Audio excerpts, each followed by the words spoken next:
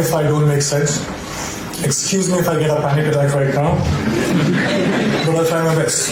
We love you anyway! That's a lovely introduction. Thank you so much for that. I have this habit of carrying trips in colleges, so... I became an actor because I had a problem. I was an introvert. You know, I'm the youngest in my family. And I was so pampered in my house that when I used to step out, I didn't know how to deal with people. So I gradually became this very shy, introvert kid who could not talk. Well, I still cannot talk.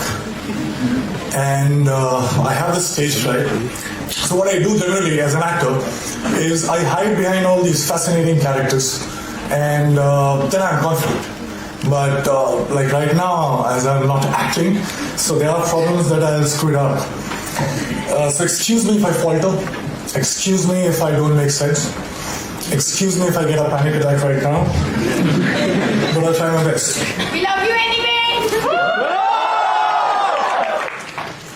Alright, I would love to share my journey with you, my learnings, and in case you decide to drop out and join me in Bollywood, it will come very handy.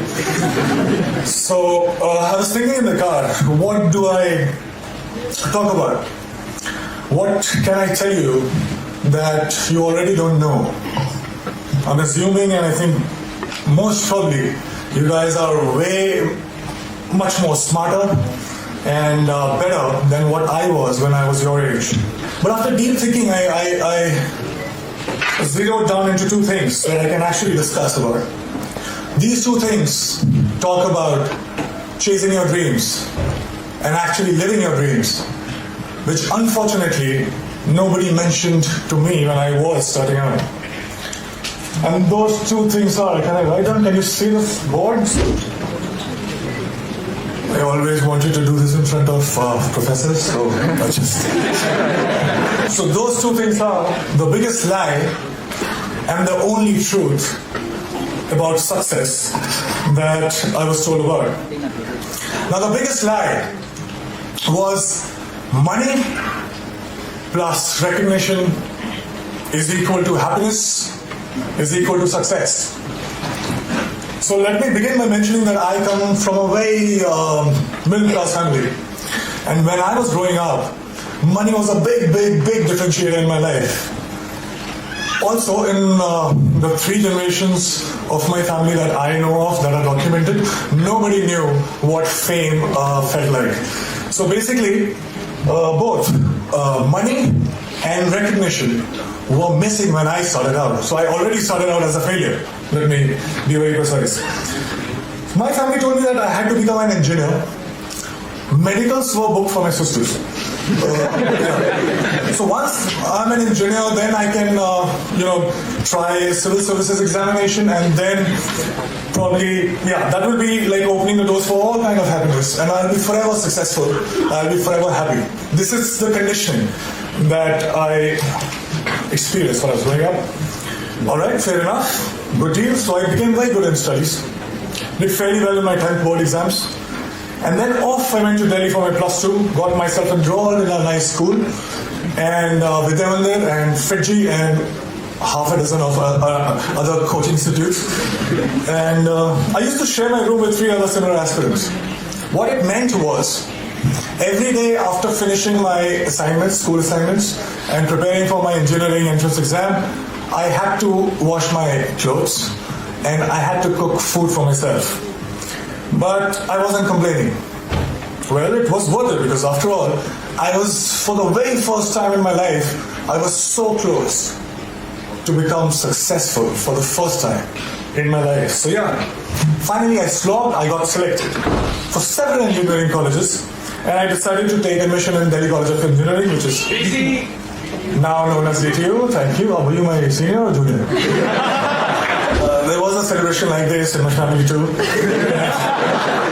I could finally stop for a while and breathe, I was telling myself that, you know what? Now you've made it. You should be happy because you're supposed to be happy. But it wasn't working that much. Something was missing. There was a void that I could feel. So I thought maybe something bigger was required. For some reason, incessantly, while the first 18, 19 years of my life, the future me was much happier, much successful than the present me. So I was like, all right, fine. So I was forcing myself. I promised, as I promised, I started preparing for civil services examination, and I was forcing myself to slog, but I was bored. UPSC exams were still far away. In the meantime, I thought of doing theatre, and I thought to learn dance because to counter the shyness that I still have, and also because there were no girls in my engineering college for some reason. I felt cheated, man. We slog so much, you crack the entrance exam and you find that there are no girls. So somebody told me that there are very good-looking girls in dance schools. So I was like, fine, I'll go there. And once I started with performing arts, I knew one thing for sure. I knew that I quite liked it. And 3 years later, imagine me sitting in the campus, and I'm thinking, all right, I'm very interested in performing arts. And all I want to do is to earn money and to be recognized. So if I become a movie star, I actually was very serious and I dropped out of my college in the third year when I was just 2 semesters away from getting the degree, engineering degree. Came to Mumbai, got heavily into theatre and also other skills that I thought were necessary to become an actor. And by the way, this time I stayed with 6 other guys in a single-room kitchen, but this time I was prepared for it. This time there was one difference. I was driven. My self-respect was at stake. My ex-college mates, one of them is sitting right here in my shirt, they thought that I was that disaster that folks in engineering and B schools should never become. So I had to prove a point to everybody. I had to prove a point to my family. Most importantly, I had to prove a point to myself. And this was the time when I was also a background dancer. So I was dancing behind all the possible stars that you can think of, Shah Rukh Khan, Shahid Kapoor, everybody. And I was thinking to myself while I was performing, okay, it's just 3 steps away, there I have to get. And everything will be sorted. And I kept going like that. And 2 years later, guess what? I got myself my first big break. I was selected for a primetime show on a TV. Now hear me out, it was seriously a big break because I started earning. People started recognizing me. To be honest, I would deliberately go and roam in all these malls so that people would look at me, smile, ask for my photo.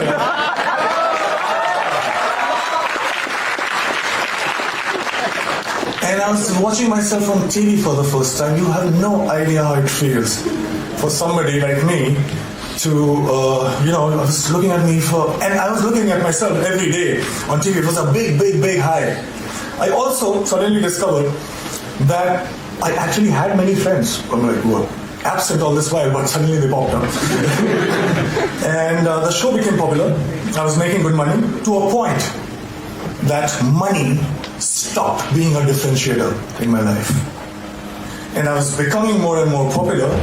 Now, I cannot go to all those malls that I was going all alone. So I wanted somebody to be with me, to save me. I bought myself my first dream house.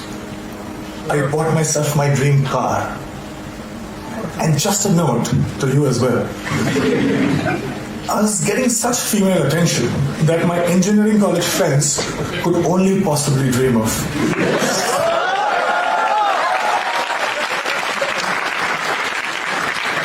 So I was having a time of my life. And then something unusual happened. I got used to everything. And I felt cheated. I stayed with all these dreams for 10 and 15 years of my life. I was promised happiness and I was promised success. But all these things stayed with me just for a few days. And I'm punctuating me because I started from 0 money and 0 recognition. So I was not happy. How can that it be? I didn't like this version of success. And the future me again was luring the present me. But this time, I decided otherwise. I would do something else. So that gets us to the second point, which is the only truth. I won't take too much time, I'll just try to keep it short. I figured that something seemingly big things were not that big once I got them.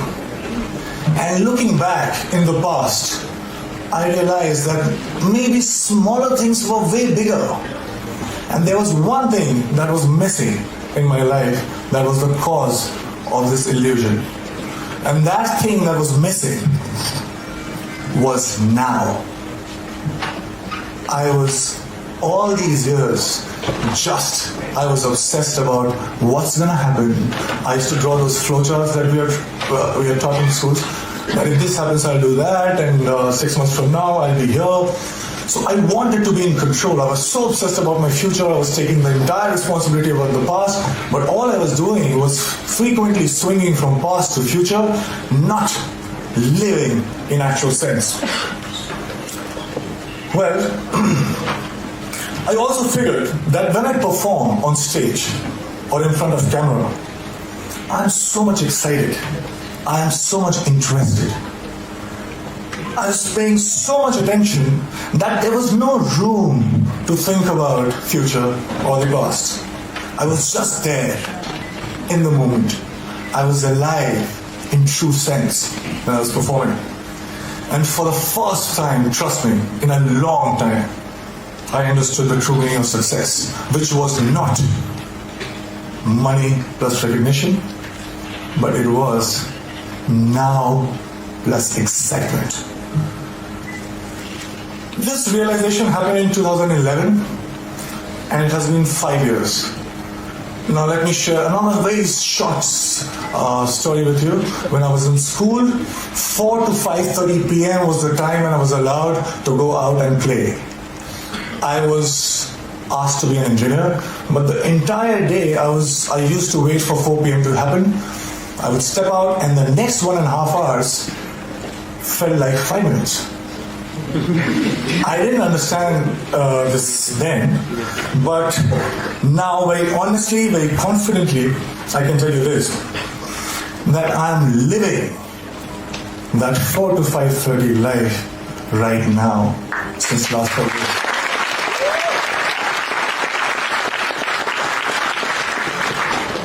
Cause and effects are not different. Excitement is the cause, excitement is the effect. I get tired again and again because all these success mantras that we talk about, hard work, belief, focus, vision, risk-taking, talent, perseverance, you can go on and on. But all these success mantras are now the side effects of the process itself. I'm so engaged, it commands my attention so much that there is nothing else that I can think about. So hard work feels like hard work. And there's nothing else that you can do but to persist. Talent you will cultivate. Vision you will get. Focus there is no other way because it's commanding your attention so much.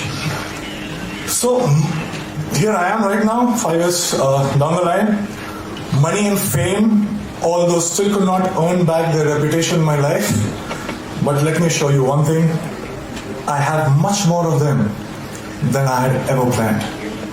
And the best thing, my college, one of the professors was very dear to me, called me recently about asking me to plan this interaction with students. And I very humbly requested that can I get my degree back?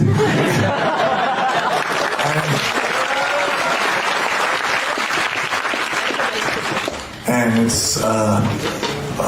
it's happening, and I'm very excited again. Thank you so much.